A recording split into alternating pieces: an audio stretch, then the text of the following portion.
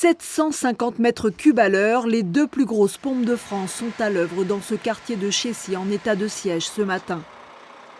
C'est un terrain assez particulier parce qu'on a un regroupement des eaux qui se font en début de lotissement.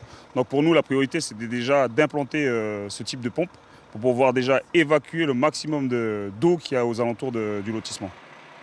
Maison par maison, les 20 camions de l'unité militaire des pompiers de Brignoles pompent l'eau qui stagne depuis mardi dans les sous-sols.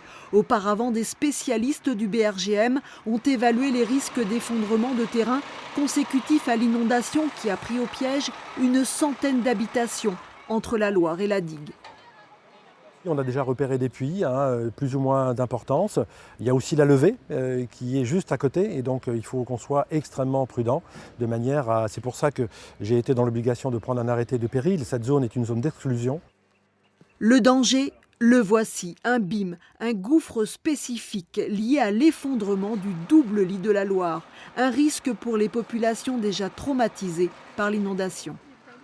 J'ai l'impression que tout s'est effondré autour de moi, tout. On vivait tellement bien là. Je perds tout, on perd tout là. Mais le pire a été évité de justesse quand plusieurs personnes âgées ont été secourues par un riverain, pompier professionnel. L'eau arrivait au-dessus du premier étage et les gens allaient se réfugier dans les greniers pour éviter en fait de se noyer. Malheureusement, ce n'était pas la bonne solution, ils n'ont pas eu le temps de s'enfuir. J'ai sorti les gens et puis je les ai emmenés en fait, dans l'eau, évidemment, au-dessus de ma taille. Et on les a emmenés dans une maison située en partie supérieure pour les mettre en sécurité. Plusieurs nappes d'hydrocarbures sont encore présentes près des habitations. 7 maisons, considérées comme dangereuses, n'ont pas pu être rouvertes.